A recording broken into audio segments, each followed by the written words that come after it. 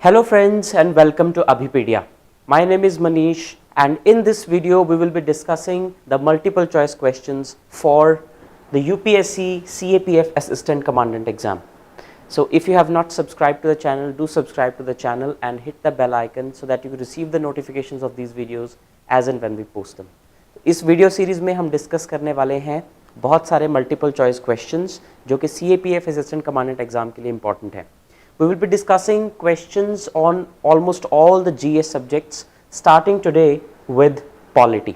So we will be discussing polity, geography, history and all other subjects of GS which are relevant for this exam. Let us start with the first question, but before that let me tell you that Abhipedia is launching the UPSC CAPF Assistant Commandant 2023 complete course for paper 1 and 2. और इसके लिए अगर आपको किसी भी तरह की inquiry करनी है so do ping on the number 7837773651. This is the number on which you should reach if you want to have any inquiry or if you want to join the course. 7837773651. So we provide complete solution for your entire needs for covering this particular exam. Alright, let's get started with the question number 1. Which among the following is not necessarily a feature of the parliamentary form of government? इनमें से कौन सा जरूरी नहीं है कि parliamentary form of government का feature हो? First, elected head of state. Second, majority party rule. Third, nominal and real executives. And fourth, collective responsibility of the executive to the legislature. इस क्वेश्चन को अगर ध्यान से देखेंगे तो इसको देखने के दो तरीके हैं. पहला तरीका तो ये है कि आप इन चारों में से उस एक चीज़ को ढूंढें जो पार्लियामेंट्री फॉर्म का फीचर नहीं भी होगा तो चलेगा.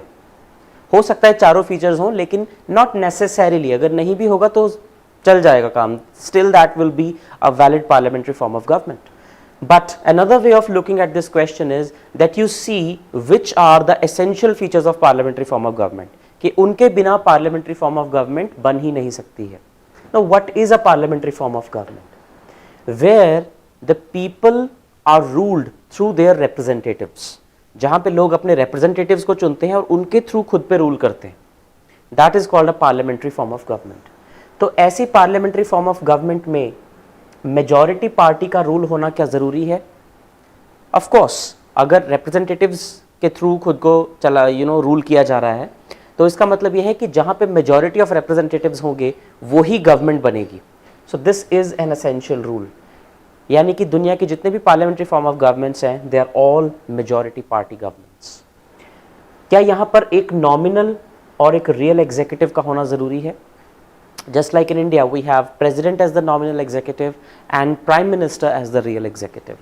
ये ज़रूरी है क्योंकि real executive के पास in reality सारी powers होती हैं जबकि nominal executive का काम है to keep a check on the real executive and to see whether the constitution is being followed or not. तो ये भी correct option है. यानी कि एक ही executive में जब दोनों चीज़ें होती हैं that is not a parliamentary form of government. अगर nominal और real दोनों की power एक ही अथॉरिटी में वेस्ट कर दी जाए तो it becomes a presidential form of government जैसे कि यूएसए में है. But in parliamentary form of government we have separate nominal and real executives. Then collective responsibility of executive to the legislature. Parliamentary form of government में जो executive है यानी कि the one who is responsible for executing the schemes of the government and legislature who makes the laws. So executive is drawn from the legislature. जैसे India में prime minister और union council of ministers जो हैं they are all executive, but they are drawn from the legislature. They are either the members of Rajya Sabha और लोकसभा. तो अगर ये यहाँ से ही ड्रॉ हुए हैं so they are responsible to the legislature as well, collectively responsible to the legislature. यानी कि इंडिया में जो प्राइम मिनिस्टर और काउंसिल ऑफ मिनिस्टर्स हैं वो सब कलेक्टिवली पार्लियामेंट को रिस्पॉन्सिबल है क्योंकि अगर उनके against no confidence motion pass हो जाए तो they can be removed from the government. So ये भी एक एसेंशियल फीचर है. जब तक ये कलेक्टिव रिस्पॉन्सिबिलिटी नहीं होगी तब तक पार्लियामेंट्री फॉर्म ऑफ गवर्नमेंट का कोई मतलब ही नहीं है. Parliamentary form means that they are responsible. Elected head of state. अगर हम दो पार्लियामेंट्री सिस्टम्स को कंपेयर करें, one of India and one of Britain, both are parliamentary forms of government. India में हेड ऑफ स्टेट है president of India, जो कि elected होते हैं, हालांकि इनडायरेक्टली इलेक्टेड होते हैं but still is elected. Britain में head of the state is the queen right now, so she is not elected, she is a hereditary office. So queen or king of England is a hereditary office, लेकिन still वो एक parliamentary form of government है। तो इसका मतलब elected head of state होगा तो भी parliamentary form of government हो सकती है, नहीं होगा तो भी parliamentary form of government हो सकती है। It is not an essential feature, so to say. Hence elected head of state is our answer. It is not necessarily a feature of parliamentary form of government. हो सकता है जैसे India में elected head है, लेकिन नहीं भी होगा तो भी चलेगा। Britain does not have an elected head of state, still it is a parliamentary form of government. So A is not necessarily a feature of the parliamentary form of government. तो conceptual clarity जब तक आपको नहीं होगी, it's difficult to solve MCQs in UPSC exams, especially the IAS, CAPF, CDS level of exams. You need conceptual clarity because the questions that you get asked are not necessarily of factual nature. They can be of conceptual nature as well, just like you saw. Consider the following statements, a typical UPSC type question. Consider the following statements, और इसमें आपको correct statement बतानी है। First, the conduct of all elections to the panchayats is vested in the Election Commission of India. ये गलत statement है।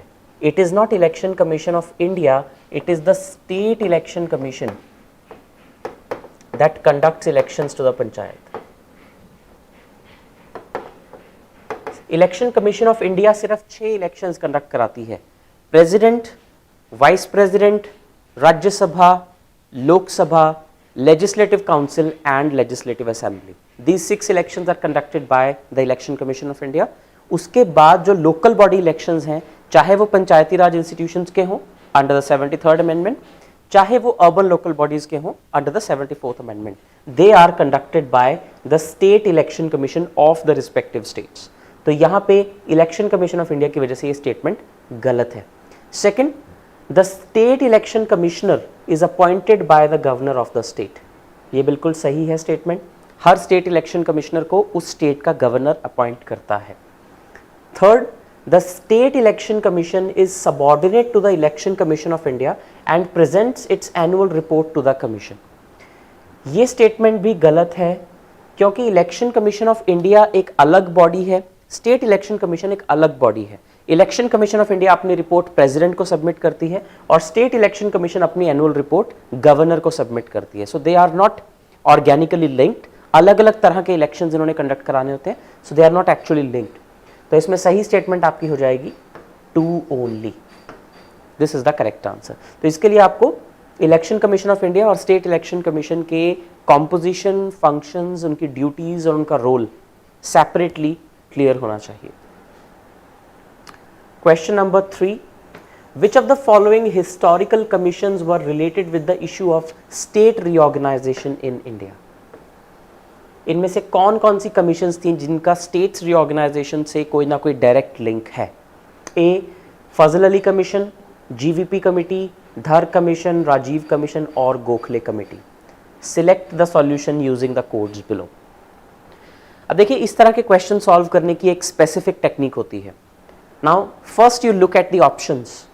अगर आप ऑप्शंस को देखोगे तो सभी में मैक्सिमम 3 ऑप्शंस दी हुई हैं।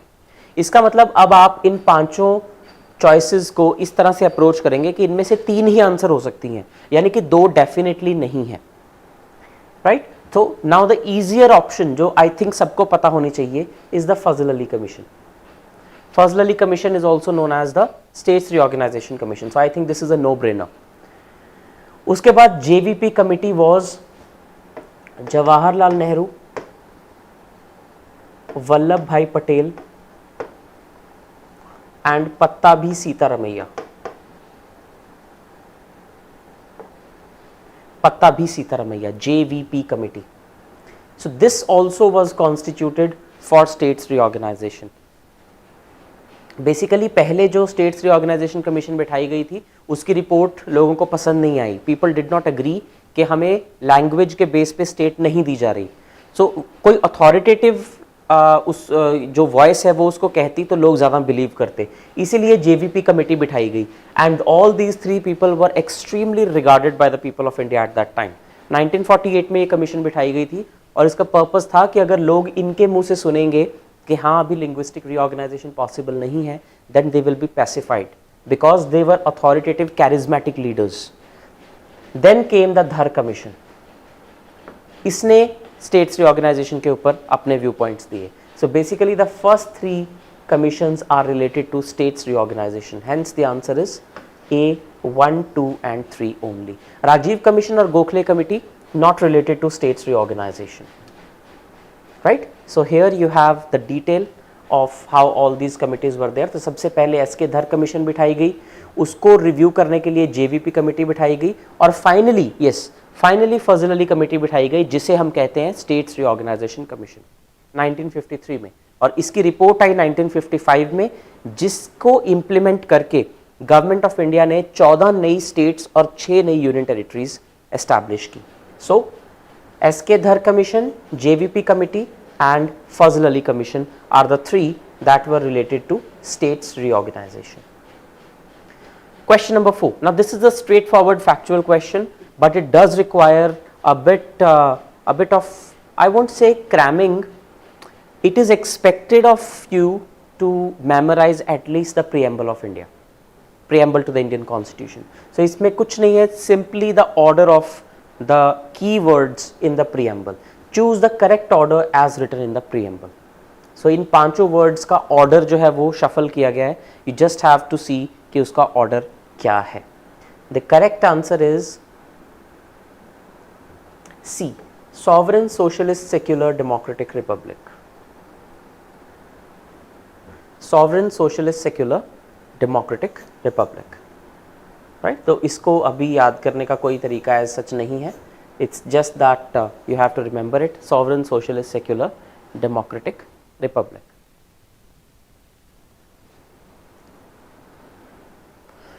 Right, so this is the preamble to the Constitution. It's like an introduction to the Constitution which gives a summary of what the entire Constitution stands for.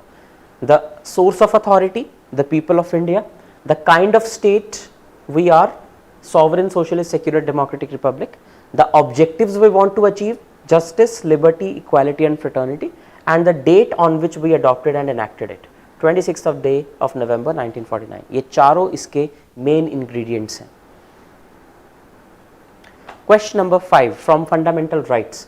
Article 15 of the Constitution enables the state for making special provisions for which of the following categories of citizens? Article 15, which talks about equality in educational institutions and in places of public importance.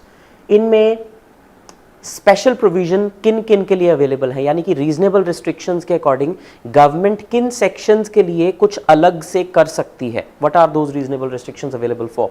Women and children, scheduled caste and scheduled tribes, economically weaker sections. So you have to choose the correct option. इनमें से किन किन के लिए government of India ने special provisions या reasonable restrictions apply की हुई हैं?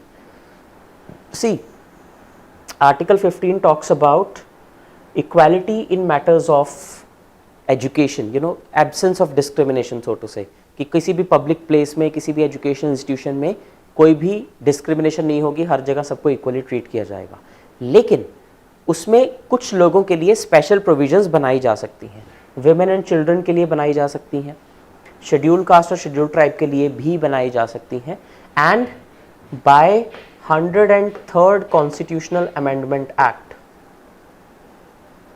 by 103rd Constitutional Amendment Act, even EWS, economically weaker sections, can also be granted special provisions like reservation in such institutions. So all three is your correct answer, all of the above.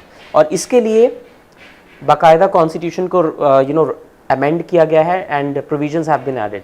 As you can see, 15 clause 3 is an exception for women and children, 15 clause 4 is for scheduled caste and scheduled tribe, and 15 clause 6 sub clause A ये वाला है जो 103rd amendment से latest add किया गया है. Nothing in this article shall prevent state from making any special provision for the advancement of economically weaker sections of citizen. और इसी वजह से अब 10% रिजर्वेशन है for economically weaker sections. Next, with reference to the constitution, consider the following. Now, this is a bit of an application based question. Fundamental rights, fundamental duties and directive principles of state policy. Question है, which of the above provisions of the constitution are fulfilled by Swachh Bharat Abhiyan launched by the government of India? स्वच्छ भारत अभियान इनमें से किन किन provisions को fulfill करता है? अब स्वच्छ भारत अभियान में क्या है? Open defecation free, sanitation, public health, ये सारी प्रोविजंस किन किन पार्ट्स को सेटिस्फाई करती हैं? क्या किसी फंडामेंटल राइट को सेटिस्फाई करती हैं, किसी ड्यूटी को या किसी डायरेक्टिव प्रिंसिपल को? And you have to choose your answer accordingly. पहले हम इसकी प्रोविजंस देखते हैं, then we will check the answer.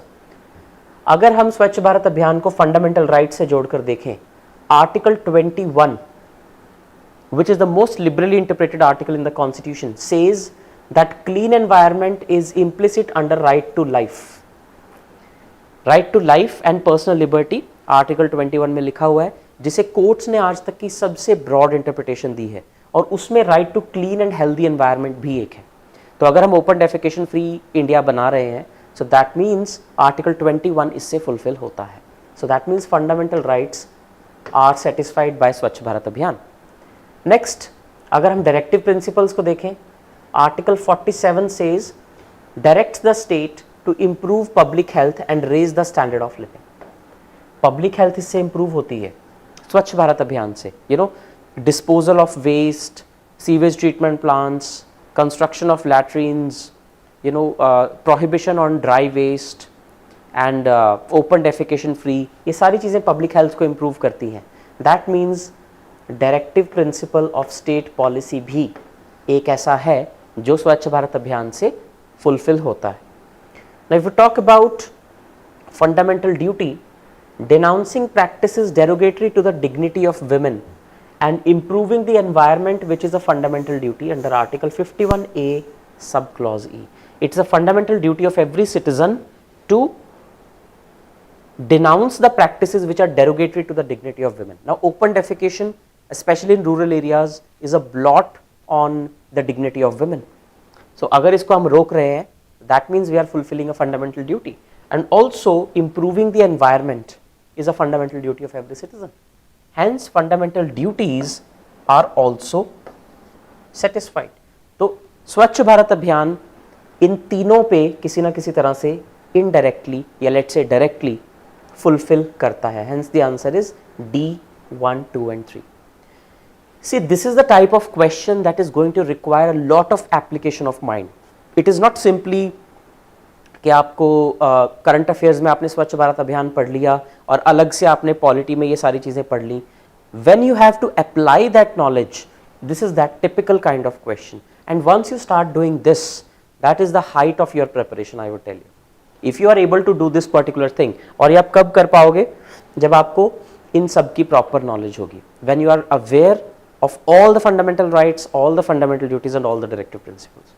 किसी भी गवर्नमेंट स्कीम को जब आप पढ़ते हैं, try to apply it on all these three parts, part 3, part 4 and part 4A. तो इसके लिए आपको पहले ये सारे याद होने चाहिए. And this is a really I would say low hanging fruit that you should have. Polity में ज़्यादातर स्टूडेंट्स पूछते हैं कि कौन से आर्टिकल्स हैं जिन्हें हम याद कर लें. These are the articles that you should remember. इसके अलावा कोई आर्टिकल आपको एज सच याद नहीं करना होता, पूरे पूरे पार्ट्स आपको याद नहीं करने होते.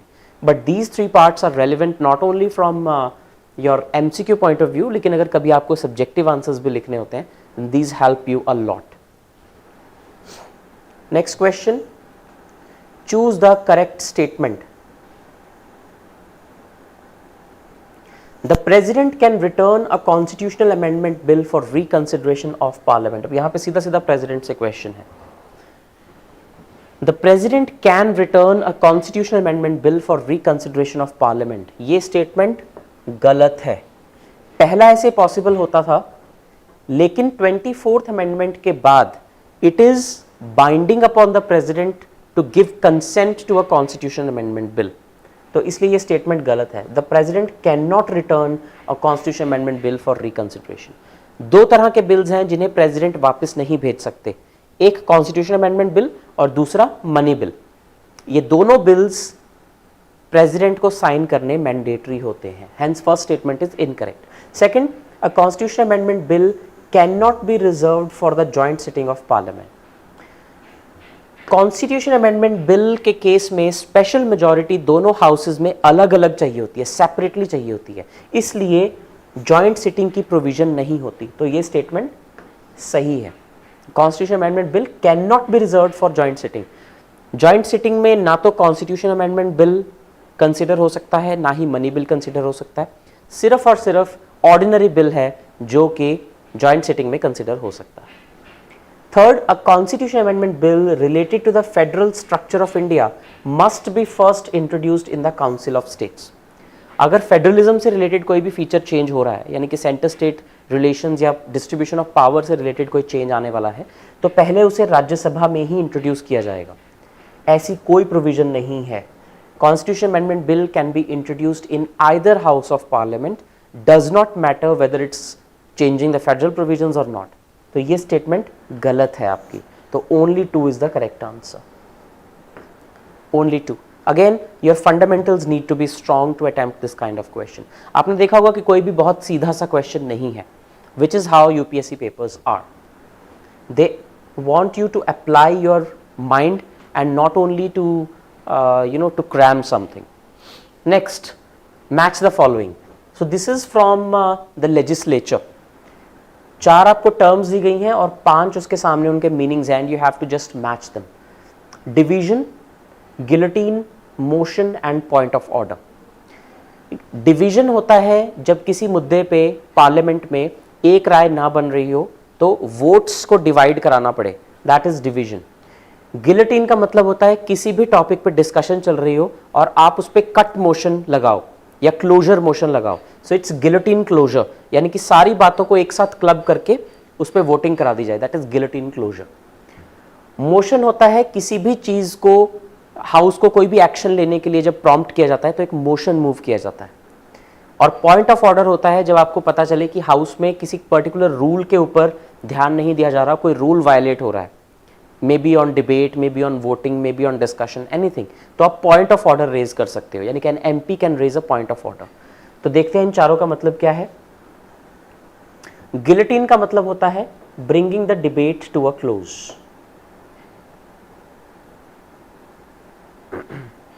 सो guillotine is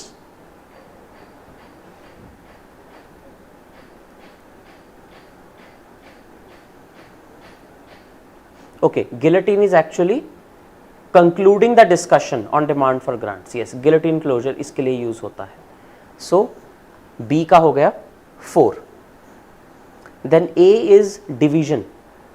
Division is mode of arriving at a decision, जिसमें कि voting होती है, so किसी चीज पे बहुत देर से डिस्कशन चल रही है लेकिन उस पर डिसीजन नहीं आ पा रहा है, so when you ask for division you ask the house to vote on a specific thing, so it is a mode of arriving at a decision. Then you have motion. So motion is, okay, first let's see point of order. So point of order is relating to interpretation or enforcement of the rules of procedure or constitution. So D का आपका हो गया 3. Then motion is a formal proposal made by a member. So this is what it is. So the answer is 5, 4, 2, 3. C is the correct answer. So this is how you need to solve it. Right? Then next, question number 9. Which among the following bodies embody the principle of cooperative federalism in working? Again, a question that requires application of what knowledge you have acquired. Monetary policy committee, GST council या नीति आयोग। अब देखो इसमें cooperative federalism के ऊपर सारा focus है, यानी कि आपको इन तीनों बॉडीज की कॉम्पोजिशन पहले पता होनी चाहिए। अगर आपको यही नहीं पता कि मॉनेटरी पॉलिसी कमेटी में कितने मेंबर्स होते हैं और वो कैसे चुने जाते हैं, same GST council, same NITI Aayog, अगर आपको ये नहीं पता है then you will not be able to answer this question. या फिर अगर आपको कोऑपरेटिव फेडरलिज्म का मतलब नहीं पता, even then also you won't be able to answer this question. So इस क्वेश्चन में पूछा जा रहा है कि कौन इन तीनों में से कौन कौन सी ऐसी बॉडीज हैं जो कि अपनी फंक्शनिंग में कोऑपरेटिव फेडरलिज्म को इंप्लीमेंट करती हैं। नाउ कोऑपरेटिव फेडरलिज्म मतलब जिसमें सेंटर और स्टेट्स दोनों रिप्रेजेंटेड हैं और दोनों मिलकर डिसीजन लेती हैं। तो अगर हम मॉनेटरी पॉलिसी कमेटी की बात करें तो इसमें reserve bank of India plus union government, इन दोनों के रिप्रेजेंटेटिव्स होते हैं, यानी कि इसमें फेडरलिज्म जैसा कुछ नहीं है। The states do not have a role in implementing the monetary policy. So ये आपका आंसर नहीं हो सकता। First you need to know the meaning of this and then you need to know the composition of all. उसके बाद GST council, GST council में union finance minister is there plus all the states finance ministers are there.